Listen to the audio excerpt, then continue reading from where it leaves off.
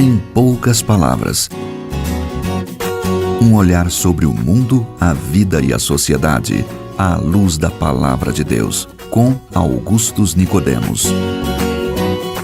Estamos começando novamente o nosso programa Em Poucas Palavras. Eu digo novamente, fazendo relação agora à terceira temporada do programa, depois de um período de férias, de o pessoal aí reclamando, cadê vocês que não aparecem de volta? Pastor Augustus, como é que foram as férias? Oi, Nathan, querido ouvinte, as férias foram muito boas, estamos aqui dispostos e prontos para essa terceira temporada do programa Em Poucas Palavras. Pois é, o pessoal estava cobrando aí no WhatsApp, cadê o programa? Vocês tem muitas férias, estão esperando. Não, calma aí, estamos preparando, né? Estamos preparando, tem que pensar bem, né? Não podemos dizer, as palavras são poucas, mas elas têm que ser corretas, né? Temos que pensar. Exatamente, isso é importante. A gente recebe muitas mensagens do Brasil inteiro, a gente temos um número de pessoas ali no nosso cadastro do WhatsApp. Eu sempre peço ao pessoal, quando mandar a mensagem, sua pergunta, já mande também o seu lugar, a sua cidade, para a gente já cadastrar com o seu nome, fica mais fácil para depois a gente responder as suas perguntas. Então,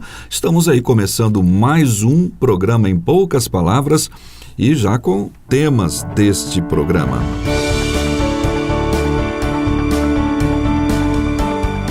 Os temas destes dois programas, o tema, melhor dizendo, desses dois programas que vocês vão acompanhar hoje e o programa na sequência, são programas que vão abordar palavras de Jesus na cruz, ou seja, frases de Jesus na cruz. Há várias perguntas que têm a ver com o significado da morte de Jesus, perdão, oração, também com relação à vida eterna com Cristo, quando se dará.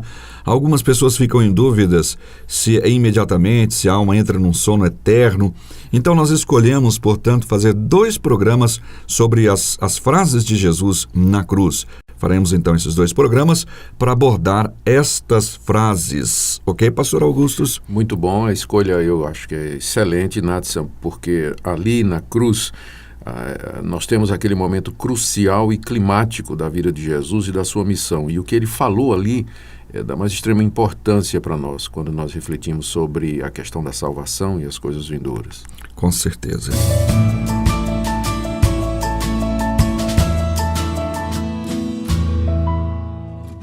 Vamos então à primeira frase que eu confesso até deixei de lado quando eu estou aqui fazendo as anotações. O pastor Augustus diz, está faltando uma, e é aquela que nós vamos começar. Quando Jesus, autor de todas as fontes, clamou em alta voz, tenho sede. Qual é o significado, qual é o sentido desta frase, o que ela representa?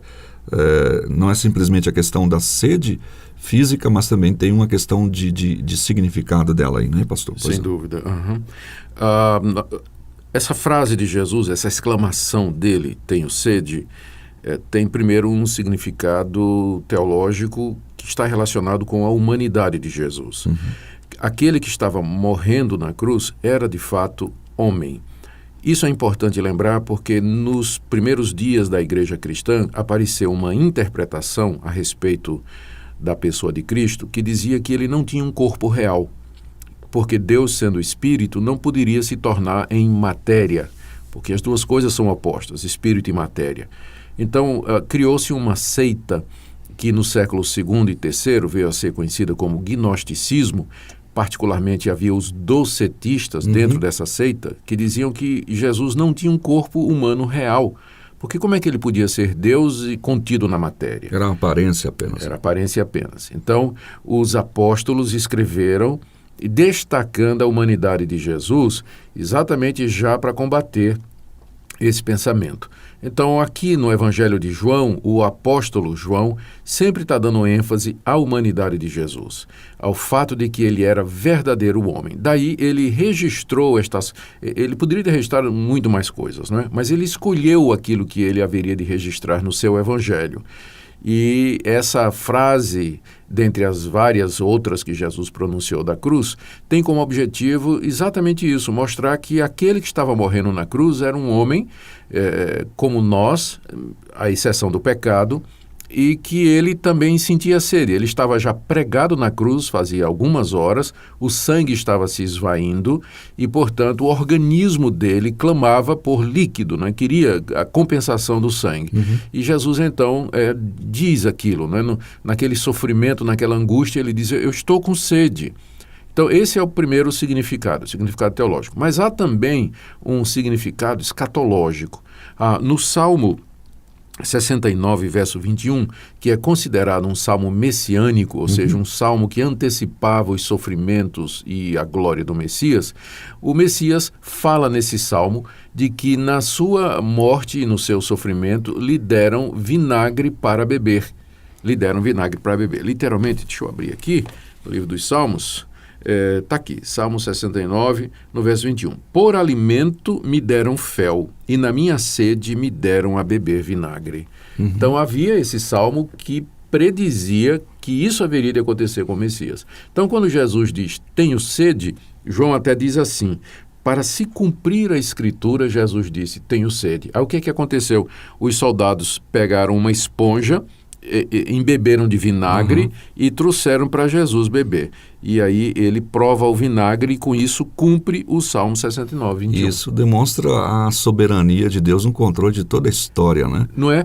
Por um lado, essa frase mostra a humanidade de Jesus e, por outro lado, a divindade dele, não é? Em guiar todas as coisas para que a Escritura, inspirada por Deus, se cumprisse. Exatamente.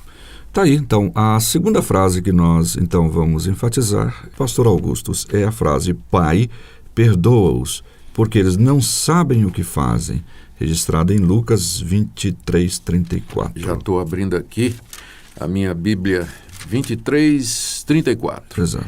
Contudo, Jesus dizia, Pai, perdoa-lhes, porque não sabem o que fazem. Essa frase de Jesus, essa oração de Jesus ali naquele momento, Natsan, ela expressa a grande compaixão de Cristo e o seu amor, inclusive pelos seus inimigos. Aqueles por quem Jesus orou ali, em primeiro lugar, uma referência ao povo judeu, a quem foram feitas as promessas acerca do Messias e que esperavam a chegada do Messias e que, contudo, não reconheceram que Jesus era o Messias. E ao rejeitar Jesus e ao crucificá-lo, eles estavam rejeitando aquele que era a esperança de Israel, aquele que era o esperado por tantos anos do povo de Israel, aquele que foi profetizado, anunciado por Moisés, pelos patriarcas e pelos autores do Antigo Testamento. Então, Jesus, no último momento da sua vida, ele suplica para que Deus tenha misericórdia daquelas pessoas, não é? Que elas não estavam sabendo que aqueles que elas estavam crucificando, aquelas pessoas estavam crucificando, era o Filho de Deus, o Messias esperado. E é interessante, Natsan, que a oração de Jesus já começa a ser ouvida ali imediatamente, porque, primeiro, o ladrão, não é? Sim. O ladrão que foi crucificado ao lado de Cristo, ele se converte, ele crê em Jesus, não é? E o centurião que estava liderando a corte de soldados que executou a ordem contra Jesus, quando Jesus morre, ele reconhece verdadeiramente esse é o Filho de Deus, não é? Então, Deus já começa a ouvir a oração de Jesus e gente começa a se converter ali diante do espetáculo da cruz. E não somente ali, mas através da história, Deus vem chamando e trazendo pessoas ao conhecimento da verdade em resposta à oração de Jesus, que na cruz do Calvário orou por aqueles que o rejeitaram, que o perseguiram e o mataram, pedindo que Deus os perdoasse. E, de fato, Deus vem fazendo isso através da história. Ele chamou muitos judeus, um deles, Saulo de Tarso, né, que foi um perseguidor ferrenho de Jesus Cristo na pessoa dos seus seguidores. E, assim, nós vemos como essa oração expressa o coração messiânico, apaixonado, amoroso de Jesus, pedindo a Deus perdão pelos seus perseguidores. O senhor concorda com alguns estudiosos que dizem que essa oração também foi respondida ali no discurso de Pedro, quando muitos se converteram e batiam no peito, dizendo, matamos, né, Isso. o Filho de Deus, Claro. e agora? Né?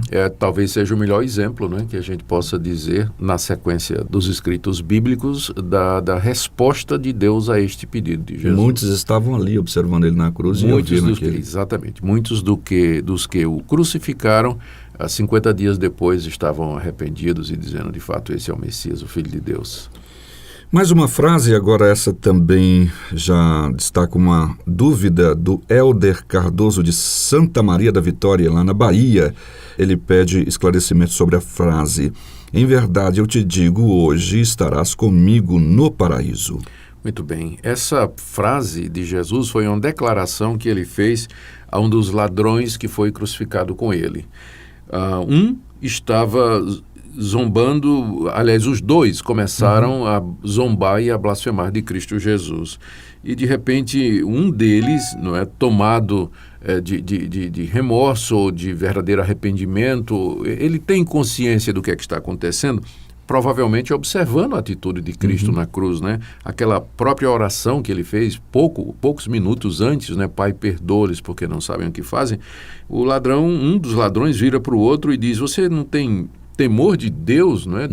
Estando aqui nessa situação, nós estamos recebendo o castigo que nós merecemos, mas este aí nenhum mal fez. É um justo, né? É um justo. Aí se volta para Jesus e diz: Jesus, lembra-te de mim quando vieres no teu reino. Então, essa declaração do ladrão ali demonstra que ele reconheceu que Jesus era o Messias. Ele era o Filho de Deus que haveria de vir ao mundo. E houve uma ação mesmo de Deus, porque ele olha Jesus ali numa cruz, como é que ele pode vir com um reino, se não for um reino do alto? Esse ladrão compreendeu a natureza espiritual do reino de Deus a princípio, né? Que o reino de Deus viria primeiro para os nossos corações. Por isso ele diz: lembra-te de mim quando vieres no teu reino, ou seja, quando na plenitude do teu reino tu vieres a este mundo como rei para reinar e para julgar, então lembra-te de mim, porque eu creio em ti. E a resposta de Jesus foi: em verdade te digo que hoje, você não precisa esperar quando eu vier no meu reino, né? Mas hoje você já estará comigo no paraíso. Ou seja, o Senhor Jesus com isso deixou claro que depois da morte, tanto de Jesus como do ladrão, os dois iriam à presença de Deus naquilo que era, o que é chamado na Bíblia de paraíso, que é o estado de felicidade que vem logo em seguida à morte e que é para todos aqueles que creem no Senhor Jesus como seu Senhor e Salvador. As testemunhas de Jeová, para evitar a implicação dessas palavras de Jesus, fazem uma pontuação diferente. Exato. Eles dizem que Jesus falou assim: em verdade te digo hoje, estarás comigo no paraíso, né? Com isso evitando a força do hoje, que implicaria que depois da morte o ladrão iria imediatamente para o paraíso na presença de Deus. Mas é impossível, essa pontuação é totalmente inadmissível, gramaticalmente ela é impossível e não faz o menor sentido. Em verdade te digo hoje, mas ele diria quando? Ontem, amanhã? Vou te dizer depois, Vou né? te dizer depois, né? Então o hoje ali é com relação ao tempo em que o ladrão estará no paraíso. É hoje, depois da sua morte, você vai comigo para o paraíso. Você não precisa esperar a chegada do reino, porque foi isso que o ladrão disse, né? Quando você vier no seu reino, lembra-te de mim. Jesus disse: não, hoje, né? Você estará comigo no paraíso. Que bênção, né? E essa é uma promessa para todos aqueles que creem nesse Deus que morreu na cruz e que ressuscitou. Né? Amém. Amém. Bom, há outras frases, mas nós não vamos conseguir fazer neste programa. Então vamos empurrando um pouquinho para outros programas, tá bom? Chegamos ao final de mais um programa, do primeiro programa da terceira temporada do Em Poucas Palavras, e eu estou muito feliz em estar retornando ao ar com esse programa, Em Poucas Palavras, com você, Pastor Augustus. Muito obrigado pela sua audiência, querido ouvinte. Nós esperamos que a exposição das palavras de Jesus falem profundamente ao teu coração. Fica na paz. Até amanhã, se Deus quiser.